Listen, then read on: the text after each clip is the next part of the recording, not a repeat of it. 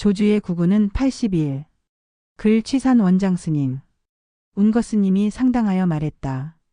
마치 사람이 세관에 돈꾸러미를 주고서 구입한 사냥개가 흔적만 있으면 곧바로 찾아내는 것과 같다. 그런데 호련히 영양이 뿔을 걸어서는 그 흔적은 말할 것도 없고 숨결마저도 없다. 한 스님이 물었다. 영양이 뿔을 걸 때는 어떻습니까? 66은 36이다. 뿔을 건 이유는 어떻습니까? 66은 36이다. 이 스님이 절을 하였다. 운거가 말했다. 알겠는가? 모르겠습니다. 자취가 없다고 말한 것을 보지 못했는가? 선의 구절을 꿰뚫지 못하고 그저 교학의 이치만을 살피는 것에 그친다면 그저 그림의 떡을 구경하는 것에서 벗어나지 않는다. 반드시 선을 알고 교를 알아야 하고 교를 알고 선을 알아야 하는 것이다. 선의 구절을 모른다는 것은 결국 실참실구에 허점이 있다는 것이다. 실제를 참고하고 실제를 얻지 못한 것이다. 실제를 얻는다는 것은 마치 처녀가 엄마가 되는 것과 같다고 하겠다. 이 둘은 분명 같으면서도 다른 것이다. 교학에서는 번뇌장과 소지장을 타파하고 성품을 밝히는 것을 수행으로 삼는다. 번뇌장을 타파하여 아궁을 얻고 소지장을 타파하여 폭궁을 얻는 수행을 하는 것이다. 그렇지만 선종에서는 오직 화두참고를 통해 이 곧장 두 가지를 동시에 해결하는 묘책을 두고 있다. 운거 스님은 동산선사에게서 법을 받았다. 스님은 지금 대중에게 말하고 있다. 마치 사람이 세관에 돈꾸러미를 주고서 구입한 사냥개가 흔적만 있으면 곧바로 찾아내는 것과 같다. 그런데 호련히 영양이 뿔을 걸어서는 그 흔적은 말할 것도 없고 숨결마저도 없다. 세관에 돈꾸러미를 주고서 구입한 사냥개라고 한 것은 곧 삼승의 가르침으로 무장한 학승을 가리킨다. 그는 자신의 역량으로 저 영양을 찾아낼 수 있다고 주장한다. 스스로는 그렇게 믿고 있는 것이다. 세상에는 교학적으로 매우 날카롭고 영리한 자들이 많다. 그들은 자신들이 부처를 이해하고 안다고 믿는다. 저 영리한 사냥개처럼 부처의 흔적과 자취를 날카로운 후각과 청각을 통해 찾아낼 수 있다고 믿는다. 이들은 부처를 말하고 원성실성을 말하고 무분별치를 말하고 대원경지를 말하고 열애장을 말하고 중도를 말한다. 그러나 선사는 지금 저 사냥개가 아무리 영리하고 민첩하더라도 영양이 나무에 뿔을 걸면 찾아내지 못한다고 말하고 있는 것이다. 영양이 나무에 뿔을 건다는 것은 영양이란 본래 높은 절벽을 오르고 나무 위로 올라가는 것에 능하다는 것이다. 따라서 둘로 갈라진 4개의 발톱으로 능히 저 무리들을 완벽하게 따돌릴 수 있는 것이다.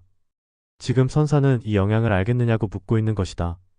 아직 나무에 오르기 전이란 곧 저 영양의 종적과 흔적이 역력한 시절을 가리킨다. 말과 구절로 이치를 설명해주고 밝혀주면 매우 분명하여 스스로가 이것을 잘 아는 것처럼 여겨지는 것이다. 그러나 만약 입술을 닫고 목구멍을 막는다면 어떠할까? 저 영양의 종적을 찾아낼 수 있겠느냐는 것이다. 이때 한 스님이 물었다. 영양이 뿔을 걸 때는 어떻습니까? 영양이 뿔을 걸 때란 영양이 평지에서 나무로 높이 오르는 모든 과정을 포함하는 말이다. 바로 이러한 때는 어떤 공부를 짓느냐는 것이다. 그러자 선사는 말하였다. 66은 36이다. 팔만대장경에 이러한 말이 있는가? 이 말의 출처는 오직 운거 스님 자신에게 있을 뿐이다. 따라서 다른 말을 통해 이것을 이해하려고 한다면 오히려 낭패가 아닐 수 없다. 선사는 왜 66은 36이라고 했는가? 구체적으로 이것은 무슨 말인가? 만약 선을 살피는 안목이 있다면 어찌 모르겠는가? 그저 저절로 알아차리는 것이다. 여기에 대해 장경 스님은 말하였다. 풀 속에 있는 자이다. 다시 이 스님은 물었다. 뿔을 건 이유는 어떻습니까?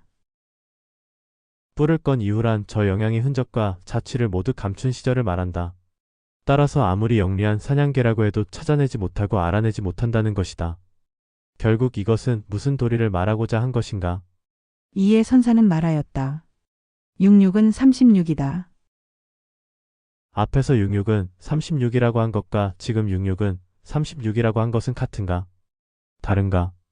만약 같다면 애초에 나무에 올라갈 필요도 없었을 것이다. 만약 다르다면 구체적으로 어떻게 다르다는 것인가? 여기에 대해 장경 스님은 말하였다. 어지럽게 울부짖는다. 어지럽게 울부짖는다고 한 것은 구체적으로 무슨 말인가? 예를 하나 들어보겠다.